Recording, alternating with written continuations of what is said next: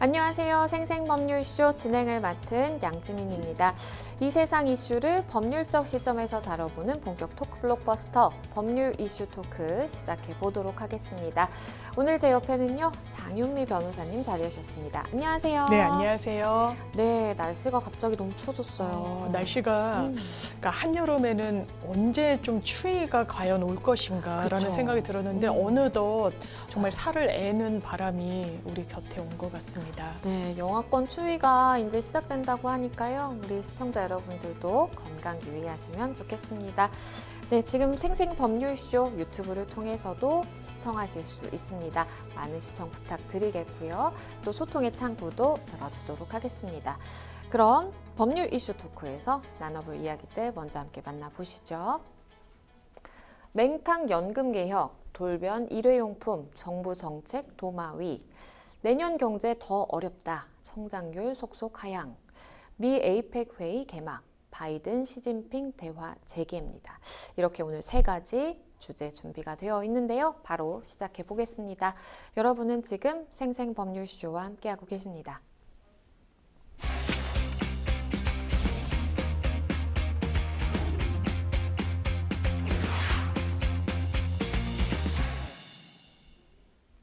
네, 법률 이슈 토크 본격적으로 시작해 보겠습니다. 오늘 저희가 준비한 첫 번째 주제는요. 맹탕 연금 개혁, 돌변 일회용품, 정부 정책 도마위입니다. 국민연금 개혁과 일회용품 관리 등 최근 이 정부가 발표한 여러 가지 이제 주요 정책이 있는데 기존의 입장과 너무 다른 그 입장을 보이게 되면서 사실은 일선 현장에서 굉장히 혼란이 가중되고 있는 그런 상황입니다. 관련된 이야기 나눠보도록 하겠습니다. 먼저 이 보건복지부가 지난달 27일 내놓은 연금 개혁안 맹탕에 그쳤다라는 굉장히 좀 혹독한 평가가 많은 것 같아요. 논란이 일고 있는 상황인데 보험료와 이 급여 수준에 대한 구체적인 수치가 제시되지 않았기 때문으로 좀 봐야 될까요? 그렇습니다. 사실 윤석열 정부에서는 뭐 교육, 노동, 뭐 여러 개혁안, 4대 개혁안 이야기하고 있지만 연금 개혁 어떻게든 매듭 짓겠다라고 그렇죠. 의지를 상당히 강력하게 표명하고 있거든요. 거기에 대해서 사실 총선을 앞두고 발표를 하는 게 상당히 부담될 수밖에 없는 사정이 있었던 것 같습니다. 지금 연금 기금의 고갈 때문에 늦게 받고 많이 낼 수밖에 없는 구조인 건 맞거든요. 네. 그래서 이 연금 개혁안과 관련한 보건복지부의 발표가 있었는데 지금 짚어주신 대로 수치가 생략돼 있었던 거예요. 네. 그러니까 이를테면 국민들 입장에서는 내가 지금 내는 수준에서 어느 정도가 더 늘고 그럼 받는 연령은 얼마나 뒤로 연기되는지에 대한 구체적인 그게 중요하죠. 그게 상당히 중요한데요.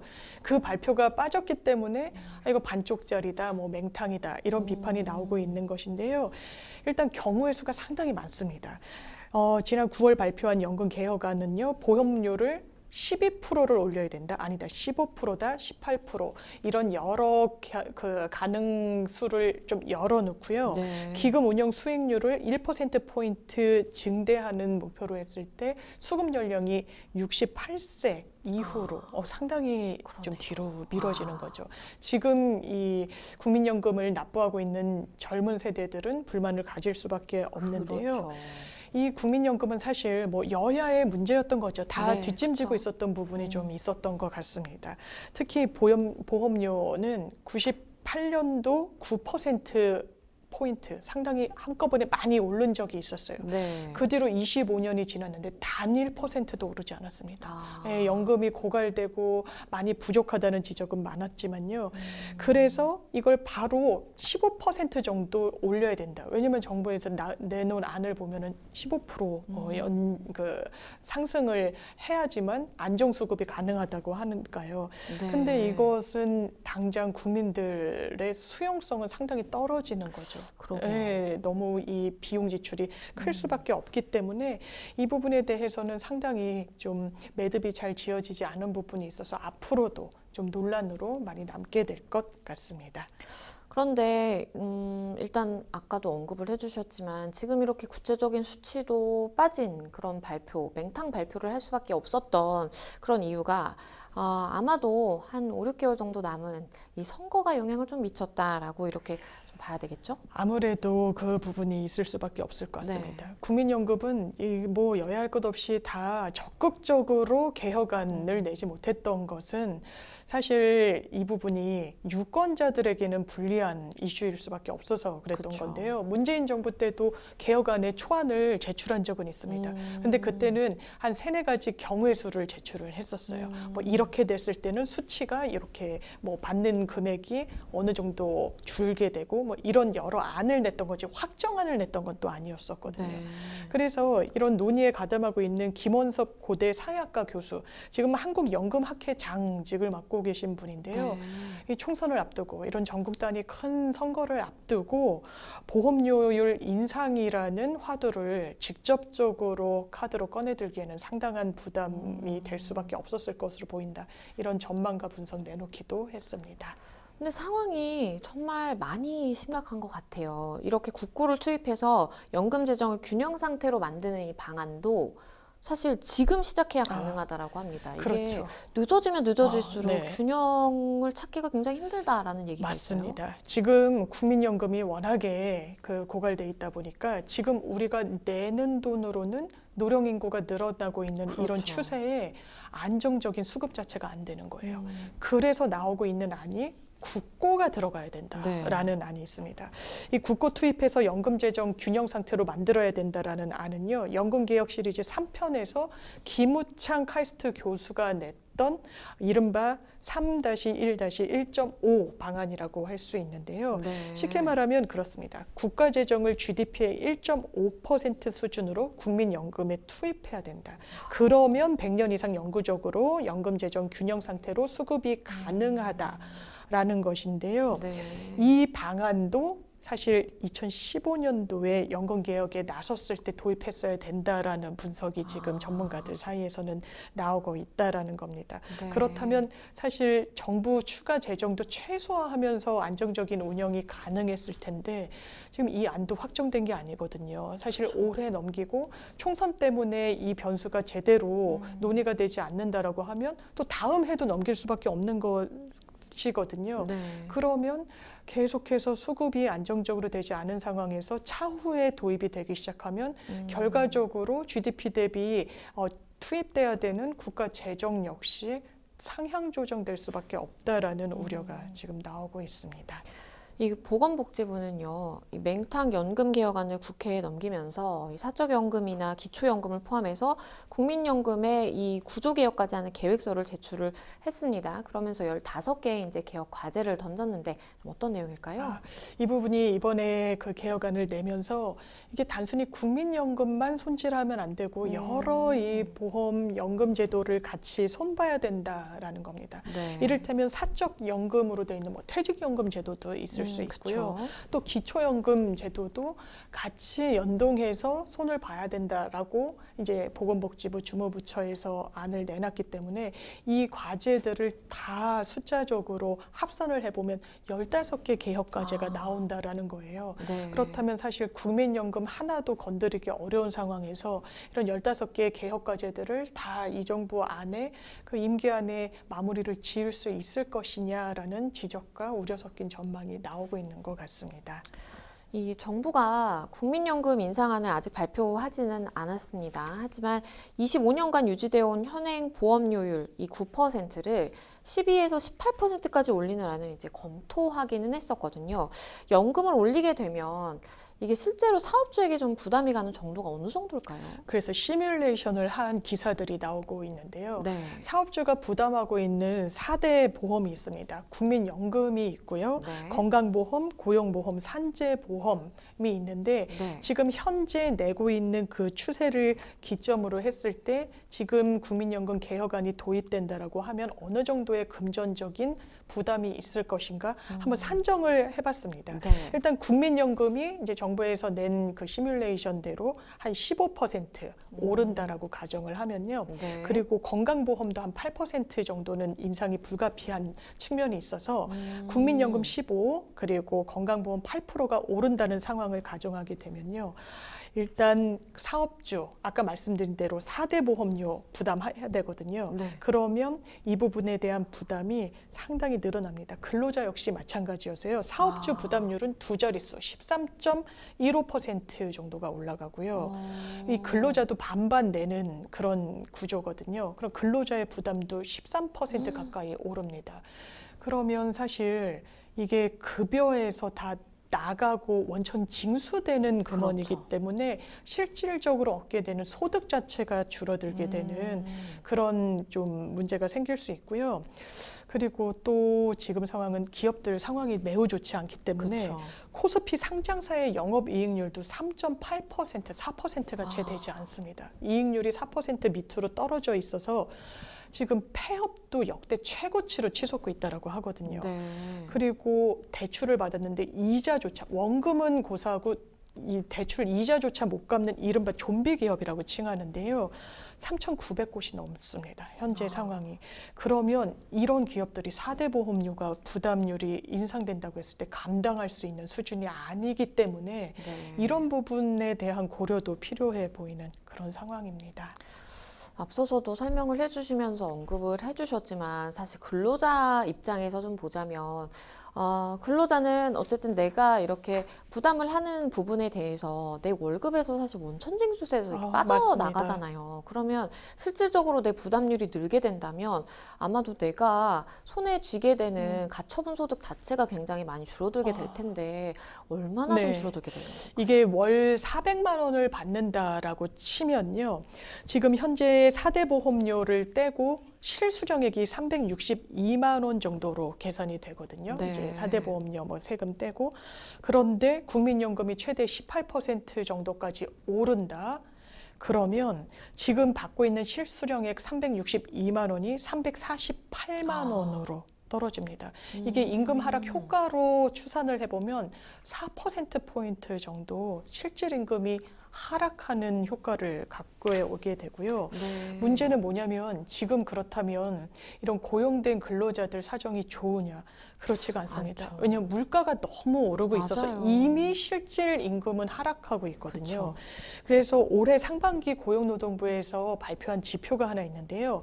평균 실질 임금 한 달 355만 8천 원인데 이게 지난해 대비 1.5% 하락한 것으로 나옵니다. 네. 일단 임금이 올랐다고 하더라도요. 물가 상승폭이 워낙에 크다 보니까 그렇죠. 이 물가 상승폭을 임금 상승률이 따라잡지를 못하는 겁니다. 그러면 근로자로서는 어쨌든 정해진 급여를 받고 생활을 해야 되는데 그렇죠. 생활 수준이 좀 하락할 수밖에 없는 그런 상황이고요. 일단 상반기 실질 임금 하락 폭이 관련 조사를 시작한 2011년 이후에도 상당히 많은 하락폭을 보였다는 수치가 나오고 있습니다.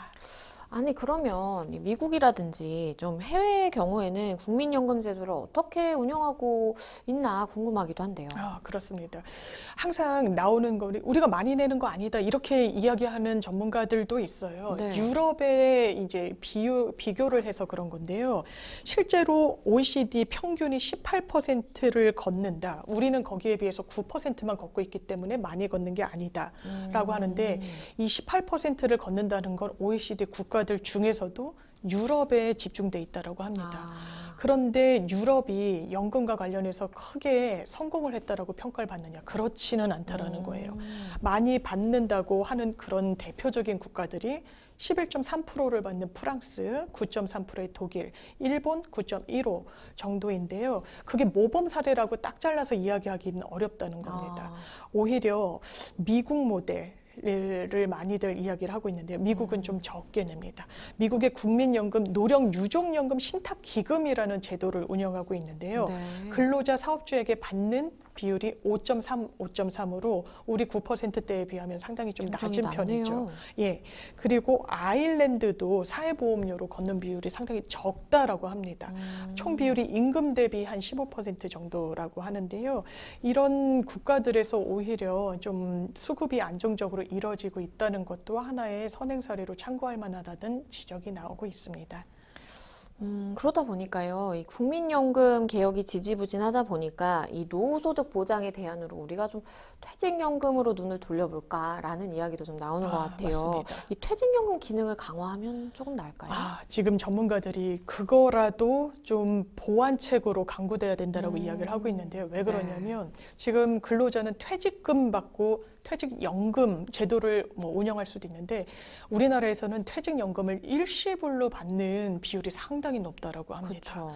이걸 안정적으로 정말 연금의 대체제가 될 수 있을 정도로 분할해가지고 계속 노후 생활이 가능하도록 하고 있는 분들이 많이 없다는 거예요. 근데 이러려면 일단 퇴직연금 가입 비율 자체가 상당히 높아야 되는데 지금 중소기업보다는 대기업 위주로 퇴직연금을 이 노사 그쵸. 협상으로 도입을 하고 있다라고 합니다. 네. 그래서 지금 퇴직금, 퇴직연금 제도 있지만 이거 일원화해야 된다. 이게 기본적으로 목돈이잖아요. 장기간 근로를 제공한 거에 대한 이 사후, 내가 퇴직을 하더라도 실업자가 되더라도 일시적으로 생활이 가능하도록 하는 안전망 역할을 하고 있는 것인데 퇴직연금 제도를 잘 설계해서 정말 노령화 사회에서 이제 계속 그 자녀 수명은 상당히 높지 않습니까? 그러면 이걸 연금 제도로 활용해야 된다라는 이야기가 나오는데요. 네. 일단 우리나라에서는 퇴직연금을 일시금으로 많이 받고 있는데 연금 일원화에 찬성하는 비율 상당히 38%로 여론조사를 해보면 높이 나오고 있고요. 전문가들 사이에서는 이 부분을 일시 수령이 아닌 장기 수급 계획을 세우는 방향으로 제도 개선이 필요하다고 제안하고 있습니다. 퇴직연금이 하나의 조금 대안은 될 수 있겠다라는 생각도 사실 들기는 하는데요. 또 다른 이야기도 좀 짚어볼게요. 이 정부의 일회용품 관리 방안 정책에 대한 내용인데요. 지난 7일 환경부가 발표를 했습니다. 일회용품 관리 방안을 발표하면서 플라스틱 빨대와 또 종이컵 사용을 갑자기 허가를 했습니다. 네. 그러니까 이 플라스틱 빨대 당초 23일까지 계도 기간을 거쳐서 사실상 그 이후에는 사용하면 안 되게 됐어야만 했는데 계도 기간이 사실상 무기한 연장이 됐고 그리고 종이컵 같은 경우에는 아예 사용 금지 제한 품목에서 제외가 된 거예요. 이번 환경부의 결정이 일회용품 사용 규제를 그냥 포기한 거다라는 이야기도 나오는데 어떻게 봐야 될까요? 일단 환경단체의 반발이 상당히 거세고요. 네. 이제 소비자들도 뭐 대형 프랜차이즈나 커피 전문점에 가면 종이빨대 사용하는 거 좀 익숙해졌잖아요. 네. 처음에는 이게 좀 축축해지고 그쵸. 눅눅하니까 굉장히 이물감도 많이 느껴지고 좀 반대하는 분들도 많았는데 어쨌든 오랜 기간 좀 계도 기간 중이었으니까 많이 좀 바뀌고 있는 중이었단 말이에요. 네. 그리고 처음에는 비닐봉투도 막 편의점에서 그 돈을 받고 파는 걸로 막 시비가 붙고 이런 그랬죠. 일들도 맞아요. 많았고요. 또 이런 대형 커피 전문점 안에서 나 일회용 컵 사용하게 해준다. 나 좀만 앉았다 가겠다라고 해도 그쵸. 허용 안 해줬잖아요. 맞아요. 반드시 유리컵에 드셔야 되고 나가면은 그때 일회용 컵에 담아줄지언정 이게 어느 정도 계도 기간을 지나면서 우리 생활 속에서 상당히 익숙해졌는데 익숙해졌어요. 네. 이거 하지 않겠다고 바로 그런 거예요. 이게 시행 한 2주를 앞두고 전격적으로 무기한 연장이 된 거거든요. 그러면 이를테면 이런 흔히 말했던 플라스틱 빨대 사용도 할 수 있는 거죠. 종이컵 매장 안에서 못 먹게 했지만 사용할 수 있게 그쵸. 된 부분이 있어서요. 이것도 또 정책이 갑자기 바뀌다 보니까 이 부분은 뭔가 또 총선을 앞두고 소상공인들 입장을 반영한 거 아니냐라는 이야기도 나오고 있고요. 환경단체들을 사유로는 이건 굉장한 환경정책의 퇴행이라는 지적과 반론이 나오고 있습니다. 네.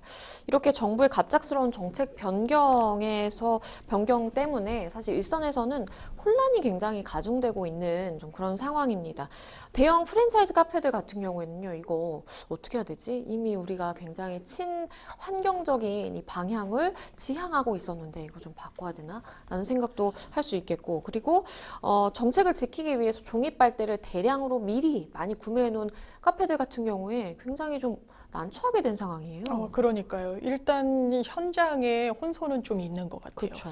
일단 뭐 고객들일 텐데요. 일단 소상공인들, 카페를 실제로 운영하고 장사를 하시는 분들이 아니 2주 뒤면은 바로 시행한다라고 그래서 이게 그 플라스틱 빨대보다 종이 빨대가 좀 더 비싸다고 해요.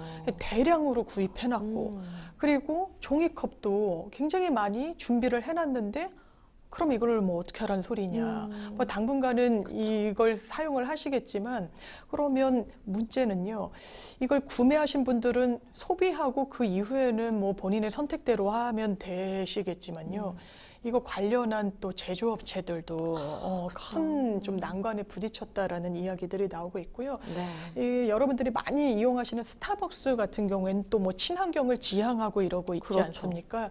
그래서 이런 정부 정책이 뭐 계도 기간은 철회하겠다, 뭐 일회용 제품을 사용할 수 있도록 매장 안에서 허가해 주겠다라고 했지만 원래 견지하기로 했던 종이 빨대, 매장 내 일회용품 금지 정책은 그대로 유지를 해 나가기로 결정을 했다고 합니다. 글쎄요. 이게 식당과 카페에서 종이컵과 또 플라스틱 빨대 사용 금지에 대한 규제가 굉장히 제각각인데 일단은 뭐 영구적으로 하나는 그러니까 빨대 같은 경우에는 영구적으로 일단은 지금 계도 기간에 들어가는 상황이고 그리고 종이컵 같은 경우에는 사용 가능하게 됐고 그런데 야구장에서는요. 플라스틱 응원용품이라든지 아니면 뭐 백화점 같은 데서도 사실은 이 일회용 우산 비닐 같은 거 저는 그거 보면서도 마음이 사실 늘 쓰이긴 했거든요. 근데 이 부분은 또 단속을 한다 그래요. 이게 참 안 맞는 거 그래서 지적을 보면 카페는 되고 뭐 야구장은 안 되고 뭐 이렇다는 건데요. 지금 계속 전해드린 대로 식당, 카페에서는 종이컵, 플라스틱 빨대 이런 일회용품 계속 사용할 수 있도록 됐습니다. 그런데 야구장에서는 플라스틱 응원용품 사용할 수 없게 됐어요. 이렇게 큰 소리가 나게끔 하는 풍선 용품들도 있었는데 사용 안 되고요. 백화점에서 제공하는 일회용 우산 비닐 오는 24일부터 원래 계도 기간 거쳐서 사용 금지하기로 했던 그 시점부터는 단속이 됩니다. 그리고 편의점에서 무상으로 봉지 제공하는 거 이 부분도 허용되지 않아요. 단속 대상인데요. 그리고 체육시설에서 또 가수 콘서트 열리는 경우들도 많잖아요. 여기에서도 플라스틱 응원 용품은 사용할 수가 없습니다. 그래서 여러 소상공인 업체들이 있잖아요. 소상공인 협회, 한국 프랜차이즈 산업협회, 전국 편의점 가맹점 협회 환영 입장을 일단 밝히고는 있는데요. 환경 뭐 연구소, 환경 단체 등에서는 이거 일관성이 너무 없는 거 아니냐 이런 비판도 나오고 있습니다. 그러니까요. 이게 일반 뭐 국민의 입장에서도 어디서는 되고 어디서 안 되고 이거가 너무 헷갈릴 것 같다는 생각이 드는데 그럼 정부가 앞으로 환경 문제에 대해서는 좀 어떻게 대응하겠다라는 입장인가요? 친환경 정책을 계속 견지하겠다는 입장이긴 합니다. 환경부는 일회용품 사용 규제를 사실상 철회는 했지만 일회용품 줄이려는 의지에는 변함이 없다라고 밝혔고요. 임상준 환경부 차관이 직접 언론 앞에서 우리 정부의 의지 방향성에는 전혀 변동이 없다. 다만 그 이행 방식을 전환하는 것이다 라고 이야기를 했습니다. 그러면 이행 방식을 어떻게 하는 건지 그럼 일회용품을 줄이겠다는 목표는 그대로인데 구체적인 방식이 어떤지 당연히 언론이 물었을 거 아니에요. 거기에 대해서는 어떻게 일회용품 줄여나갈지 어떻게 친환경 정책을 펼지 구체적인 디테일은 아직 좀 발표하지는 못한 것 같습니다. 그리고 특히 내년 말에 우리 한국이 UN 국제 플라스틱 협약에 가입을 하게 된다라고 합니다. 그 체결을 앞두고 있는 상황인데 그냥 일회용품 포함한 플라스틱 저감 정책을 계속 추진해 나가겠다라고 하지만 세부적인 내용은 공개가 안 되니까 이 체결을 앞두고도 국제사회와 좀 발맞추는 데는 좀 삐걱대는 부분이 있지 않냐라는 우려의 목소리도 나오고 있습니다.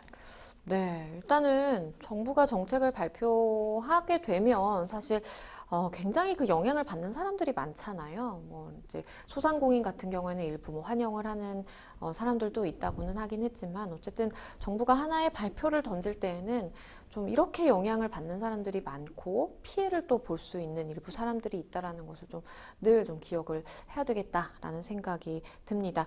첫 번째 법률 이슈 토크 여기까지 만나보겠습니다. 여러분은 지금 생생법률쇼와 함께하고 계십니다.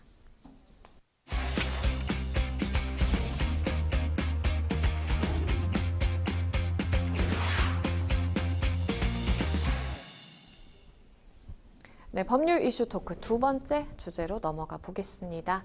내년 경제 더 어렵다. 성장률 속속 하향입니다. 내년 우리 경제가 정말 녹록치 않다라는 발표들이 많이 나오고 있네요.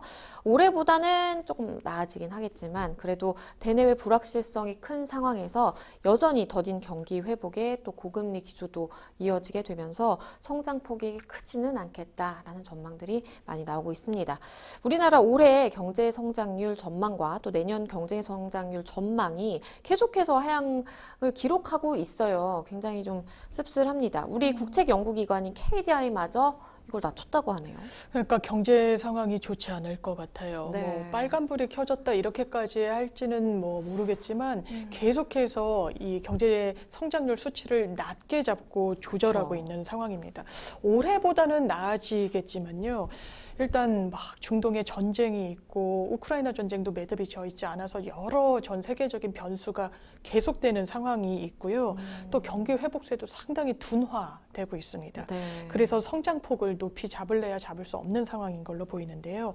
말씀 주신 대로 한국개발연구원 KDI, 우리나라의 올해 국내 총생산 전망치를 기존 1.5%에서 1.4%로 더 내려잡았습니다. 네. 내년도 전망치도요, 2.3에서 2.2%로 또 큰 성장률을 기대하기는 어렵다는 좀 부정적인 수치 내놨고요. 네. 또 최근 한국금융연구원 KIF에서도 비슷한 수치 내놨습니다. 우리 경제 올해 1.3%에 그리고 내년은 2.1%, 그러니까 성장세가 둔화되고 있다고밖에 말씀드릴 수 없는 그런 수치를 내놨고요. 네. 다만 이 올해보다는 나을 거라고 그나마 좋아질 거라고 이야기하는 데에는 반도체 수출 개선이 완만한 이 성장률을 견인해내지 않을까라는 분석이 들어있는 그런 상황입니다. 이 줄줄이 낮아지는 이 성장률 전망에 정부와 한국은행도 내년 성장률 전망치를 하향 조정할 가능성이 제시가 되고 있는데 이게 뭐 올해보다는 나을 거다라고 하지만 이게 계속해서 누적이 되는 거기 때문에 안 좋은 상황이 이게 체감하는 건 또 사실 다를 것 같네요. 맞습니다. 한국은행의 수치가 또 어떻게 나올지도 상당한 관심사일 수밖에 없는데요. 네. 한국은행은 지난 8월에 경제성장률 전망치를 내놓은 바가 있습니다. 올해 1.4% 성장하고 내년에는 2.2% 성장할 거라고 내놨었는데요. 이 부분이 사실 하향 조정될 가능성이 나오고 있는 것입니다. 일단 정부와 한은이 내놓을 내년 경제 성장률 전망치, 이 부분이 다음 달쯤에 나오거든요. 2024년 경제정책 방향을 이 수치화하면서 그때 한국은행이 전망하고 있는 경제 성장률 수치가 나오는데 좀 전에 발표했던 것보다는 떨어지지 않겠느냐. 왜냐하면 지금 내년 상반기까지 물가 계속 오를 수밖에 없고 고금리 뭐 이런 부분의 여파로 성장률을 높이 잡을 수 있는 객관적인 대내외적인 여건이 마련돼 있지 않고 있는 것 같습니다. 이 민생 경제를 조금 더 자세하게 들여다보도록 할게요. 그러니까 물가 상승률을 언급하지 않을 수가 없는데 이 우유값 상승률이요, 14년 만에 가장 높은 상승률을 기록했다라고 합니다. 근데 우유뿐만이 아니고요, 이게 체감하는 거 생각을 해보면 먹거리 물가 전반적으로 다 오른 것 같아요. 너무 많이 올랐죠. 근데 우유가 진짜 드라마틱하게 오르기는 했습니다. 우유 소비자 물가 지수는요, 통계청 국가 통계 포털에 따르면 11월 수치를 기준으로 봤을 때 122.03, 이게 체감이 잘 안 되실 텐데요. 지난해 같은 달보다 14.3%가 올랐어요. 두 자릿수가 올랐습니다. 근데 우유는 특히 성장기에 있는 아이들, 자녀 키우시는 분들이 필수죠. 많이 드시잖아요. 그래서 안 그래도 우유 소비량이 준다고 하는데 이 와중에 너무나 가격 상승폭이 가팔라서 이 부분도 소비자들한테 큰 부담이 될 수밖에 없어 보이고요. 이게 유가, 그러니까 그 우유값이 오르다 보니까 아이스크림 값도 연동해서 그렇겠죠. 올랐습니다. 물가 상승률 15.2%.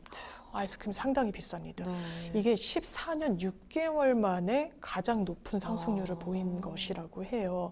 그리고 설탕 17.4, 커피 11.3% 각각 올랐고요. 설탕은 2년 전과 비춰보면 34% 정도가 올랐다고 합니다. 설탕은 안 먹고 살 수는 없잖아요. 그렇죠. 뭐 섭취량을 줄이면 건강에 좋다고는 하지만 음식에 다 기본으로 들어가죠. 들어가니까요. 그리고 2년 전과 비교하면 커피도 23%가 오른 것이고요. 빵 좋아하시는 분들도 많으신데 네. 지난해 같은 달보다 5.5% 올랐는데 2년 전과 비교해 보면 20% 이상이 올랐습니다. 왜냐면 예전에는 한 700원, 800원 줘도 빵 사 먹을 수 있었거든요. 네. 소보로빵 같은 건. 근데 지금은 한 2,000원 줘야 사 먹을 수 있으니까요. 그리고 식용유도 너무 많이 올라서 1년 전과 비교해 보면 3.6%인데 이미 1년 전에도 많이 오른 상태였어요. 그쵸. 2년 전과 맞아요. 비교해 보면 거의 50% 가까이 올랐다고 합니다. 그래서 농식품부에서 사무관들을 하나하나 매칭해서 과자 사무관, 라면 사무관, 뭐 아이스크림 사무관, 설탕 사무관 이렇게 물가 관리를 하겠다는 좀 대안을 내놓기도 했습니다. 먹거리 물가가 이렇게 상승 행진을 이어가면서 그런데 이런 이야기가 나옵니다. 기업의 이윤 추구가 물가 상승을 유발한다라는 그리드플레이션에 대한 비판 여론이 높습니다. 그러니까 우리가 소비자 입장에서 정말 체감하기에 2년 전보다 막 50% 오른 것도 네. 있잖아요. 너무나 이 물가 상승률을 체감을 하고 있는데 밀이나 옥수수 이런 주요 식품 원료의 가격이 또 하락세를 보이고 있거든요. 맞습니다. 그럼에도 불구하고 이거 한 번 올린 가격을 내리지 않기 때문에 그런 거 아니냐. 그리고 기업들의 실적도 굉장히 좋기 때문에 이거 뭔가 기업들이 문제가 있는 것이다라는 이야기도 나오네요. 숫자가 보여주고 있다고 봐야죠. 원자재 가격이 우크라이나 전쟁으로 굉장히 치솟았었어요. 네. 근데 그게 상당히 많이 하락했습니다. 이제는 공급선을 안정적으로 확보하고 있는 거죠, 기업들이. 네. 그래서 시카고 상품거래소 선물시장 등의 수치를 보면요. 이달 밀의 부쉘이라는 건 1부쉘이 27.2kg을 지칭하는 것이거든요. 네. 그 가격이 평균 5.69달러였습니다. 이게 어느 정도 하락한 수치냐면요. 러시아 우크라이나 전쟁 당시에 지난해 5월과 비교해보면 5월 당시에 평균 가격이 11달러가 넘었어요. 그러니까 절반 이하로 떨어진 거예요. 절반 네. 가까이. 그러면 기업들이 이걸 반영을 해가지고 이 도매 물건을 유통시킬 때 깎아주느냐. 그렇지 않다라는 것이에요. 그래서 그리드플레이션이 뭐냐면 인플레이션 뭐 이야기는 많이 들어보시고 물가 상승을 지칭하는 이제 시사 용어인데 그리드와의 합성어로 그리드플레이션이라고 지칭하는 겁니다. 기업의 욕망, 어떤 그 욕심과 인플레이션이 결합했다라는 거죠. 단순한 시장 논리로만 가면 원자재가 하락하면 시장의 가격도 하락해야 되는데 이미 올라간 것에서 더 떨어뜨리진 않고요. 기업들이 네. 오히려 이런 상황 속에서 더 올리고 있다라는 것입니다. 그래서 한국소비자단체협의회에서도요. 문제 제기를 강력하게 하고 있습니다. 원재료가 하락한 상황에서 기업들이 자신만의 이익을 추구하고 있어서 이 계속해서 상품 가격을 올리고 있다라는 비판 내놓고 있습니다. 지난 4월에 이 치킨 메뉴 가격을 최대 19% 인상해서 치느님 서민 음식 탈출 논란을 일으켰던 교촌치킨의 영업이익도 크게 증가한 것으로 나타났네요. 교촌치킨이 워낙 이제 여러 치킨 업체 중에 좀 비싼 편이기도 하고요. 네. 이게 가격 인상을 단행했을 때 3만 원대 치킨도 나왔었기 와. 때문에 이건 서민 음식이라고 보기에는 어렵다. 그러게요. 치킨이란 건 이제 닭 한 마리인데 예전에는 뭐 10,000원 안팎으로 먹기도 하고 했지만 그랬죠. 뭐 양념이든 다른 요소가 가미되더라도 막 2, 3만 원은 사실 대단히 부담이 되는 액수잖아요. 그렇죠. 그러면 실제로 대단히 경영난이 있어서 불가피하게 이 가격을 올렸느냐? 결과물을 보면 좀 고개가 갸우뚱되는 것 같습니다. 일단 교촌 F&B 이 올해 3분기 영업이익 수준을 보면요. 네. 지난해 같은 기간보다 180% 가량이 상승을 했어요. 네. 그래서 86억 원으로 이 집계가 됐는데요. 매출은 좀 떨어지긴 했습니다. 1,114억 원. 전년 같은 기간보다 11% 정도 떨어졌는데 매출이 중요한 게 아니라 그쵸. 이익이 중요하잖아요. 네. 당기 순이익은요. 무려 121.1%가 올랐다고 합니다. 그러면 가격을 올린 부분이 아무래도 반영이 됐겠죠. 이익을 많이 내게 되는 데는 좀 결정적인 요인이 아니었을까 싶고요. 일단 소비는 줄었대요. 아마 교촌치킨이 가격이 많이 오르면서 그렇죠. 3분기 동안 소비자들이 많이 예전만큼 찾지는 않았지만 가격이 오르니까 굉장한 이득을 낸 건 사실인 것 같습니다. 이런 가운데요. 올해 들어서 분유, 기저귀, 유아동복 등 대다수 육아용품의 가격도 굉장히 많이 올랐다고 하더라고요. 많이 올랐습니다. 11월 11개 상품 서비스 중 절반이 넘는 6개 품목, 이 영유아 가구에서 주로 사용하는 품목들인데요. 네. 1월에서 10월까지의 물가 상승률이 전체 평균 3.7%에 훨씬 웃돌았습니다. 여기에는 아이들이 먹는 분유, 이유식, 입는 옷, 보육시설 이용료, 산후조리원 비용까지 다 포함이 된 건데요.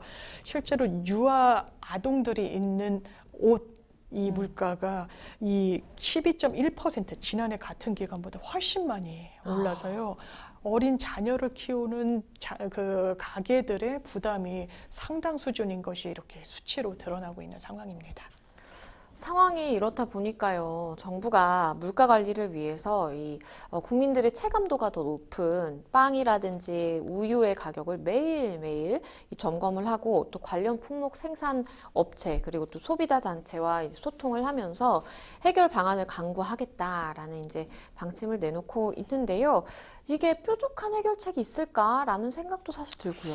그렇습니다. 이게 추경호 현 부총리 같은 경우에는 연말 되면 좋아질 거다 계속 언급했지만 네. 실제로 연말이 돼도 크게 좋아지는 것 같지는 않습니다. 이제 정부에서는 김장철이기 때문에 무, 배추 공급량에 대해서는 상당히 강조를 많이 했었어요. 네. 수급을 안정화하겠다고 해서 아마 그 성과로 농산물의 이 물가 상승폭은 크지 않은 것 같긴 합니다. 근데 농산물만 소비하는 것은 아니다 그렇죠. 보니까요. 굉장히 상승세가 가파르고 바로 이 부분들이 서민 경제에는 타격으로 다가올 수밖에 없기 때문에 정부에서 내놓은 묘책이 이른바 1:1 매칭 제도인 겁니다. 공무원 한 명이 라면 물가 신경 쓰고 과자, 식용유, 여러 가지 품목별로 나눠가지고 네. 들여다보겠다라는 것이에요. 근데 그것이 사실상 이제 이명박 정부 때 비슷한 정책을 시행했었다고 하더라고요. 근데 그때 그러면 물가가 엄청 잡혔느냐?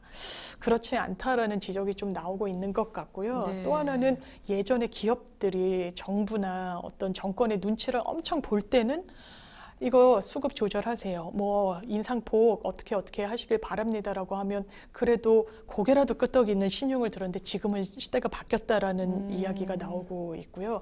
또 하나는 이게 정말 현업에 있는 사무관들이 이 물가를 책임져야 되다 보니까 이게 사실 한 명이 할 수 있는 영역은 그렇죠. 아니잖아요. 이 대내외적인 여건이 있고 막 외부에서 전쟁이 벌어지고 있는 걸 맞아요. 공무원 한 명이 막을 수는 없는 거기 때문에 이 물가를 못 잡는다고 했을 때 여러 변수가 있고 요인들이 있는데 이 한 명한테 책임을 지우게 되는 그런 구조가 되는 거 아니냐라고 내부에선 또 볼멘 소리가 나온다는 보도들이 있습니다. 이게 이야기를 하다 보니까 사실 안 오른 물가의 카테고리가 좀 없는 것 같아요. 정말 먹거리부터 해서 모든 게 정말 올랐고 그런 와중에도 이 내년에 경제가 좀 더 어렵다라는 이런 통계들이 나오다 보니까 굉장히 좀 우울해지는 느낌도 드는 것 같습니다. 모쪼록 이렇게 한 명 한 명씩 배정을 해서 물가 관리를 한다라고 하니까요. 빠르게 좀 잡히면 좋겠다라는 생각을 좀 해봅니다. 네, 두 번째 법률 이슈 토크 여기까지 만나보겠습니다. 여러분은 지금 생생법률쇼와 함께하고 계십니다.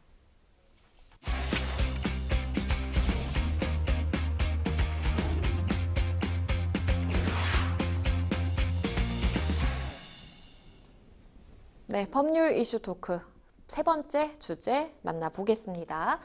미국 에이펙 회의 개막, 바이든, 시진핑 대화 재개입니다. 21개 회원국의 정상이 참석하는 이 에이펙 회의가요. 현지 시간으로 11일 미국 샌프란시스코에서 막을 올렸습니다. 어떤 행사들이 좀 기다리고 있을지 좀 궁금한데요. 어떤 일정이 네. 예정돼 있을까요?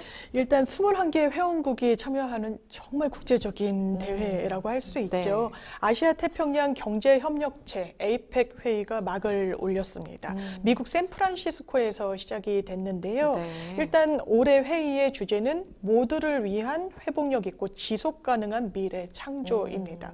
아무래도 환경, 기후 위기 여러 이슈를 공유할 수밖에 없다 보니까 지속 가능성이라는 게 글로벌한 어떤 공감대를 형성하고 있는 것으로 보이는데요. 네. 일단 일정은 정상들이 각각 회의를 갖는 15일부터 17일까지의 첫 번째 세션이 있고요.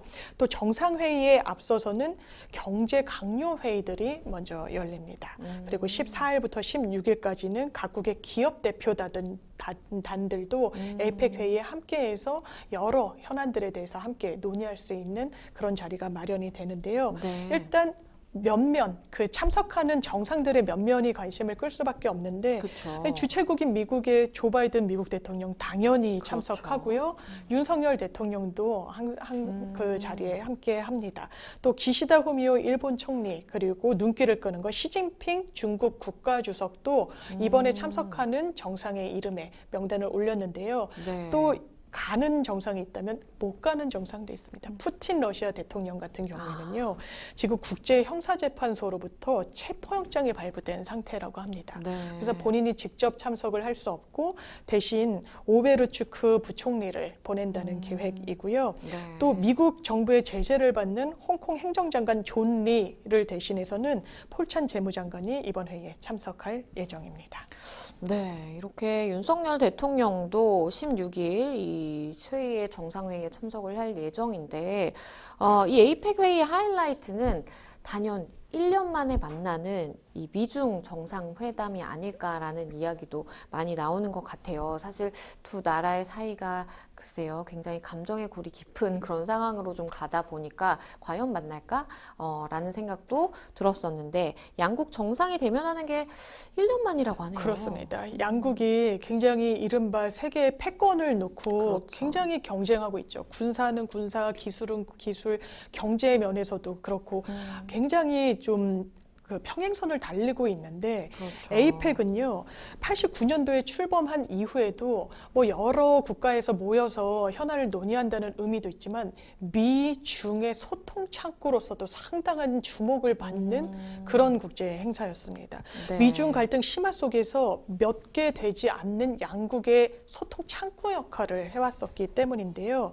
지난해 인도네시아 발리 회담에 이어서 올해에도 15일 열리는 이 미중 정상회담이 이번 회의의 최고 하이라이트. 전 세계 외신들이 다 주목하고 그렇죠. 있는 두 정상 간의 만남이 좀 예정돼 있는 상황입니다. 네. 왜냐하면 양국이 워낙에 세계 패권을 놓고 다투고 있기도 하고요. 이 위기 관리를 위한 가이드라인도 양국에서 또 형성할 수밖에 없는 그런 현실이 있기 때문인데요.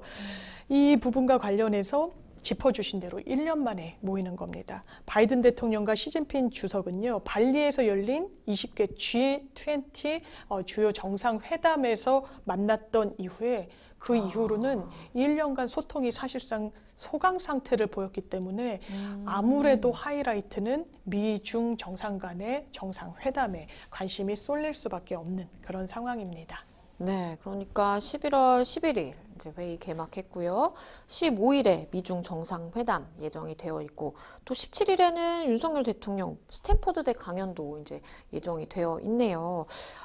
미중 정상회담에서 어떤 의제들이 과연 논의가 될까? 1년 만에 만나는 이 양국 정상인데 현재 다양한 의제들이 두루 논의될 것이다. 뭐 이런 예상이 많네요. 맞습니다. 특히 양국이 급냉하게 됐던 건 대만 문제를 둘러싸고였습니다. 그렇죠. 지난해 8월 낸시 펠로시 하원 의장이 대만을 방문했을 때 대만을 방문했다는 것만으로도 이 양국 간의 관계가 얼어붙어 버렸거든요. 그리고 이제 한국에도 그때 왔었는데 한국에서는 이제 윤석열 대통령이 뭐 나가지 않았다라고 해서 설왕설래가 있었는데 대만에서는 엄청난 환영을 받았었어요. 이게 대만과 중국 간의 국제 문제와 연관이 돼 있어서 낸시 펠로시 하원 의장이 뭔가 역할을 해줄 거라는 미국에 대한 역할론에 대한 기대감이 또 투영돼서였기도 했는데요. 거기에 또 중국 스파이 풍선 논란이 양국 간에 있었습니다. 그건 올 초였는데 풍선을 띄워서 미국의 어떤 정보를 입수하려고 한다라는 강한 의심을 미국 정부가 중국을 향해 갖고 있었죠. 그러면서 이 국가는 거의 돌이킬 수 없을 정도다라는 분석이 나올 정도로 관계가 얼어붙었었는데요.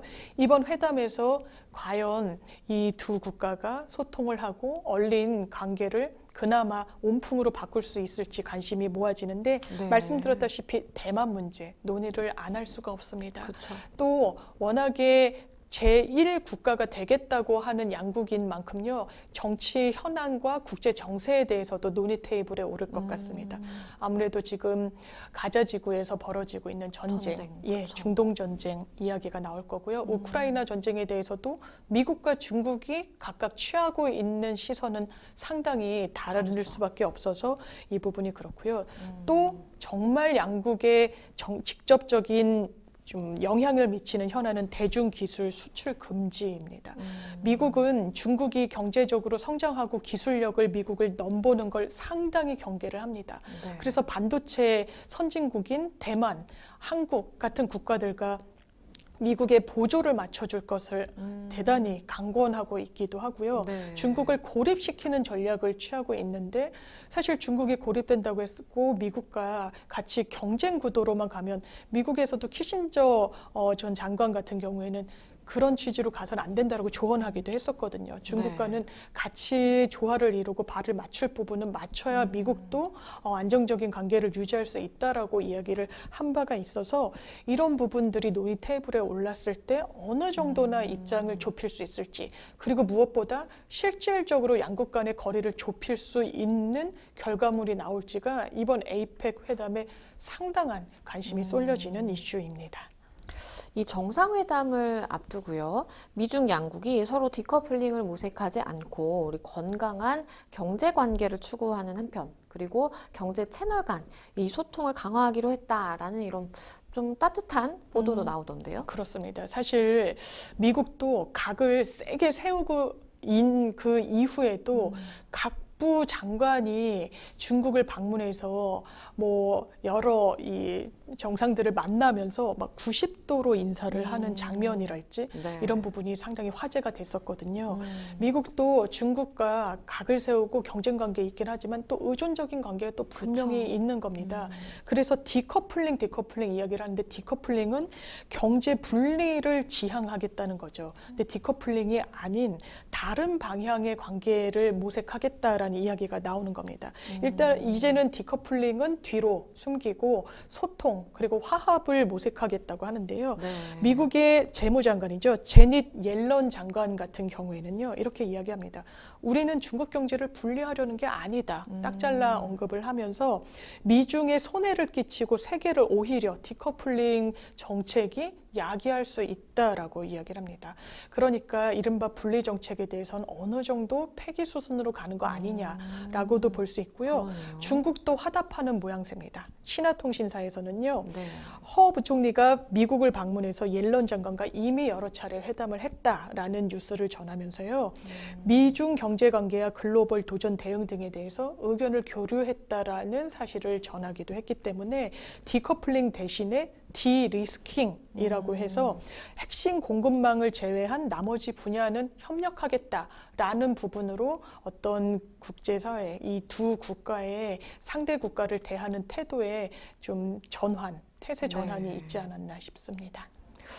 경제 분야에 대해서는 그렇고, 그런데 이제 대화가 또 재개될 것이다라는 전망도 나오다 보니까 조금 정말 그 양국의 분위기가, 급냉됐던 분위기가 좀 풀어지는 거 아니냐라는 또 이야기도 나오고요. 그렇습니다. 일단 경제 부분에서 협력이 있더라도 군사적으로 대치하게 되면 상당히 리스크가 커질 수밖에 없는데 네. 여기에도 대화 재개의 움직임이 보이고 있습니다. 미중 정상회담 이후 양국의 고위급 군사 대화가 재개될 것이라는 전망이 양국 언론을 통해서 타전되고 있는 건데요. 실제로 미군의 최고위직인 찰스 브라운 합참의장은 이렇게 이야기를 합니다. 대화 재개를 바란다. 이 메시지가 누구한테 보낸 거였냐면 본인의 카운터 파트너, 그러니까 중국에서의 협상 창구인 류전리 중국 연합 참모부 참모장에게 이야기를 한 겁니다.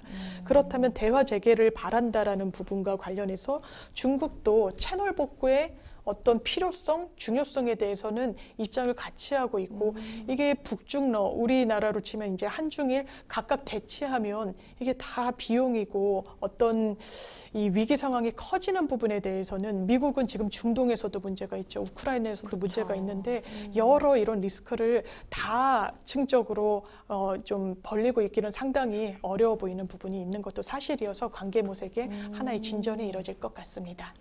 네, 이렇게 미중 정상회담에서 경쟁 완화에 대한 좀 부분이 논의가 된다면 아무래도 또 우리나라에도 도움이 될 수가 있기 때문에 과연 어떤 이야기들이 오고 갈지, 그리고 또 한중 정상회담까지 이어질 수 있을지 저희도 한번 주목해서 지켜보도록 하겠습니다. 네, 생생법률쇼 어느덧 마칠 시간이 다 됐는데요. 오늘 함께 해주신 장윤미 변호사님 감사합니다. 네, 감사합니다. 네, 오늘 저희가 준비한 내용 여기까지입니다. 다음 시간에 다시 찾아뵙겠습니다. 시청해주신 여러분 고맙습니다.